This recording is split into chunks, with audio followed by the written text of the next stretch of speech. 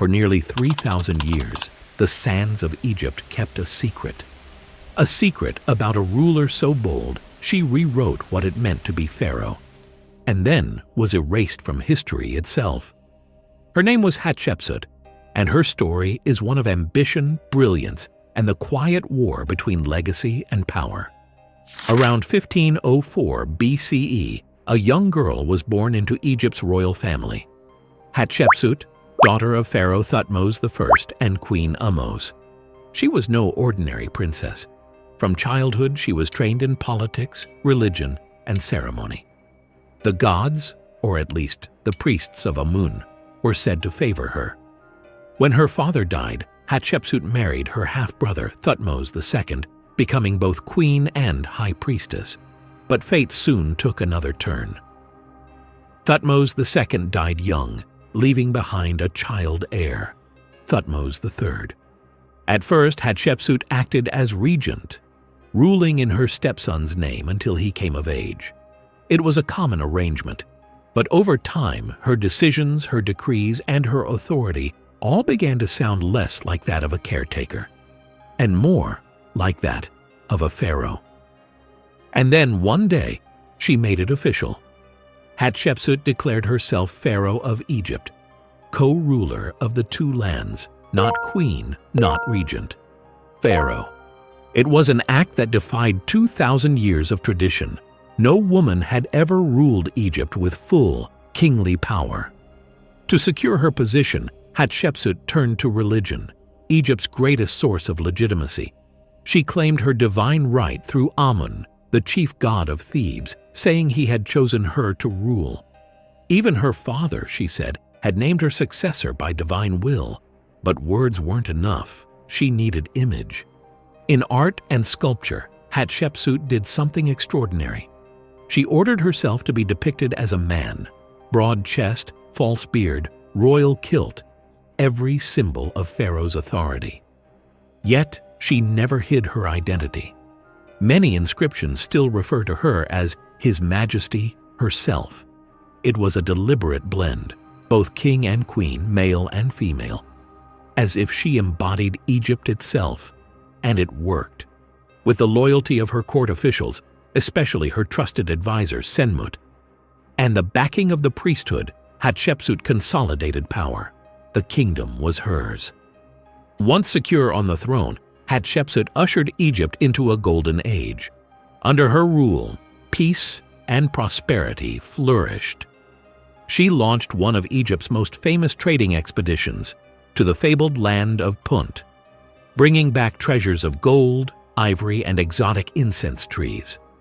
The wealth transformed Egypt's economy and filled its temples with offerings to the gods. But it was architecture where her legacy truly took form. She commissioned massive obelisks that still pierce the sky of Karnak, and most famously, the breathtaking temple of Deir el-Bahari at Luxor, a terraced masterpiece carved into the cliffs. Every wall, every pillar told the story of her reign. A woman ruling Egypt not as a caretaker, but as its rightful king. And for over 2 decades, she ruled without war, without famine, and without challenge. For Egypt, it was a time of stability. For Hatshepsut, it was triumph. But even golden ages cast long shadows. Her co-ruler, Thutmose the Third, the child she had once protected, was now grown. And though Hatshepsut had kept him close, she had also kept him from power. When she died around 1458 BCE, Thutmose III took the throne alone and began rewriting history. For over 20 years, Hatshepsut ruled Egypt as pharaoh, a woman who wore the beard of kings and built monuments that defied time. But soon those same monuments would be defaced, her name chiseled away, her memory buried beneath the desert sands. After ruling Egypt for over 20 years, Hatshepsut's death around 1458 BCE marked the end of an era. Her stepson and once co-ruler, Thutmose III, finally ascended to the throne as sole pharaoh. For a time, he seemed to accept her memory, but as his reign matured, something changed. Across Egypt, workers were sent to chisel her name off monuments, smash her statues, and erase her images wherever they appeared as Pharaoh. On temple walls, her figure was replaced by others, often by Thutmose himself.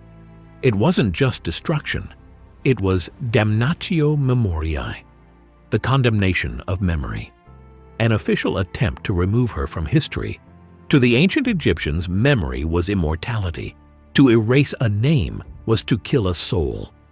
Historians still debate why Thutmose the Third, or perhaps his son, Amenhotep II, carried out this campaign. Some believe it was revenge. After all, Hatshepsut had ruled in his place for decades, overshadowing his early life. Others argue it was political strategy, not personal hatred, but preservation of divine order, known as Ma'at. To Egyptians, the pharaoh's lineage had to appear unbroken and male. A female pharaoh disrupted the cosmic balance, so erasing her was a way to restore it. Rewriting history to make it seem as if the throne passed directly from Thutmose II to Thutmose III. Whatever the reason, the erasure was methodical and complete. By the time Thutmose III's reign ended, Hatshepsut had been reduced to a ghost, remembered only as a queen regent, never as pharaoh. For nearly 3,000 years, Hatshepsut's story lay buried beneath the sands of Thebes. Her great temple at Deir el-Bahari, stripped of her name, was attributed to other kings. Her statues, once brilliant in color and gold, lay broken in pieces, tossed into pits by ancient workmen. To the world, she had never existed. It wasn't until the 19th century when archaeologists began uncovering fragments of statues and inscriptions that defied expectation. A pharaoh depicted as a man, but referred to as daughter of Re.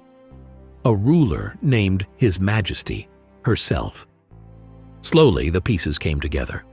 By the 20th century, Egyptologists like Edward Neville and Howard Carter confirmed the unthinkable truth.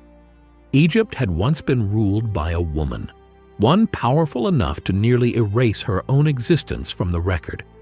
Today, Hatshepsut stands as one of the most extraordinary rulers in world history, not just for her gender, but for her vision.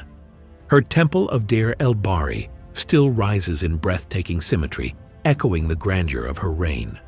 Her obelisks at Karnak pierce the sky as she once intended, eternal symbols of divine favor.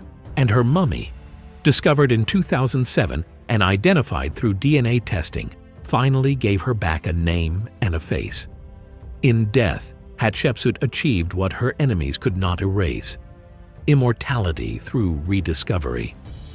She ruled in defiance of gods and men, built monuments to eternity, and vanished beneath the weight of history, only to rise again thousands of years later, reborn in the eyes of those who unearthed her truth.